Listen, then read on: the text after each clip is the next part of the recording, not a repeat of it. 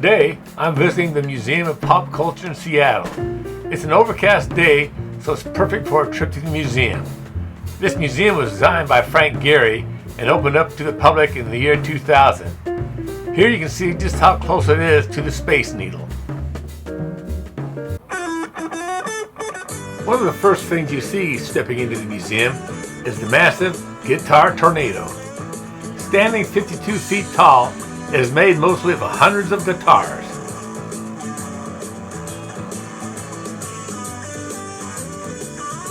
Here's a close-up of the base of the Guitar Tornado. The view of the artwork from the second floor gives the sculpture a whole new perspective. I don't know who Betty Blue is, but I sure would like to meet her.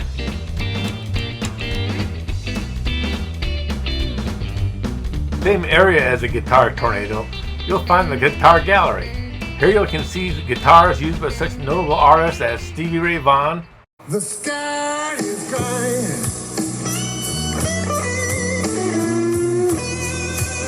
and Howlin' Wolf. oh, smokestack lightning shining. Next to that was an exhibit dedicated to Seattle's favorite son, Jimi Hendrix. On display in the exhibit were such things as this costume worn by Hendrix in concert, and the famous album, Are You Experienced?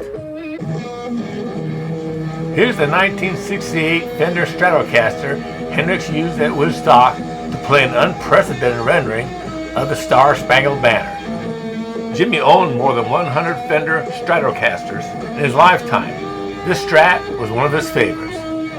This is a picture of actual tickets used for entry to Woodstock in August on a Friday, a Saturday, and a Sunday. The tickets cost $8 a piece.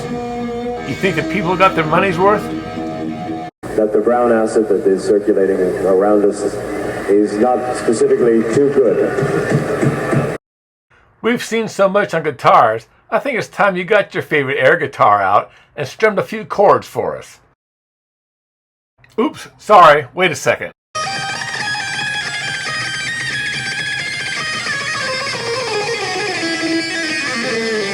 I normally don't do this, but you were so convincing, I swear I could almost hear guitar playing. Next, I stopped off at the Science Fiction and Fantasy Hall of Fame. Several of the walls were lined with discs commemorating the members of the Hall of Fame. The discs read like a who's who of science fiction. Jules Verne, Ridley Scott, H.G. Wells, Ray Harryhausen, the list went on and on. Here's the jacket worn by Sigourney Weaver in the 1979 movie Alien. Mary Shelley is honored for her writing of the novel Frankenstein. The series X-Files is honored. Here's the badges used by Agents Scully and Mulder. Here's James Cameron in the outfit worn by Carrie Henn as Newt in the 1986 movie Aliens. Science fiction author Philip K. Dick in the outfit worn by Sean Young as Rachel in the 1980 movie Blade Runner. And of course, they had to honor the big king daddy of them all, Godzilla.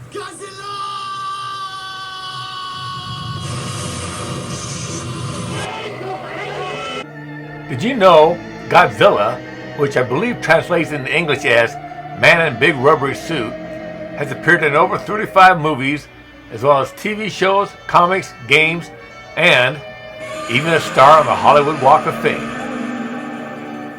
A few of the other things on display is this Wicked Witch of the West hat from the movie Wizard of Oz, and this costume used in the TV series The Adventures of Superman. Look, up in the sky, it's a bird! It's a plane! Nah, it was a bird.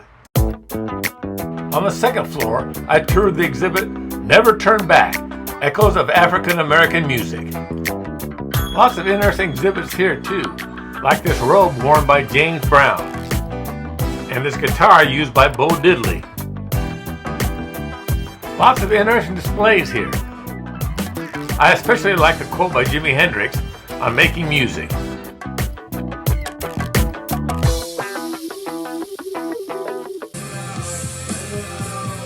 Of course, in Seattle, how could there not be a small exhibit on Kurt Cobain, Nirvana, and grunge music.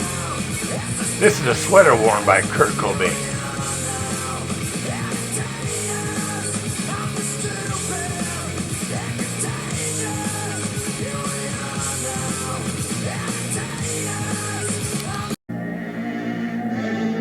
Next up is one of my favorite parts of the museum, the infinite worlds of science fiction.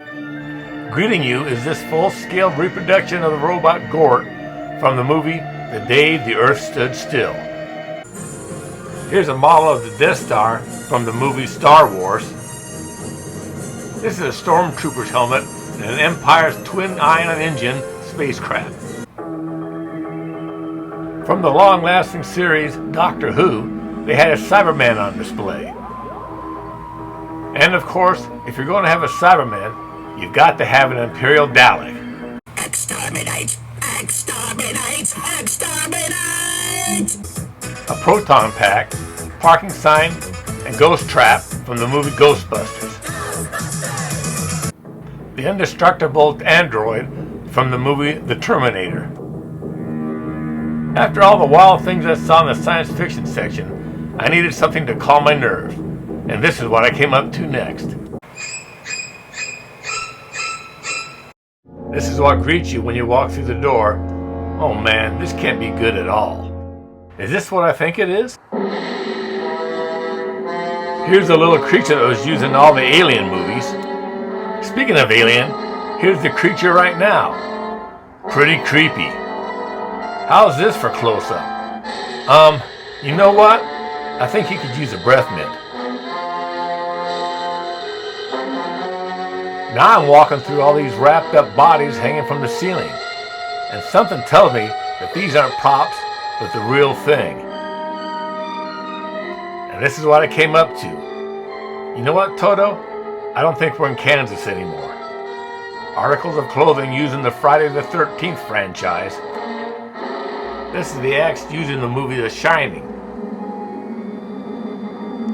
Okay, enough of the frights. I'm leaving. I think that's an emergency exit door there. On second thought, maybe I'll just leave the normal way. On the way out, I stopped to pose for a selfie in this coffin. Uh-oh, I think some of those Walking Dead creatures have escaped. Time to play dead. Leaving the museum, I saw the monorail heading down to Pike's Place Market. I caught that ride yesterday. I guess it's time to call it a day and the end of this video.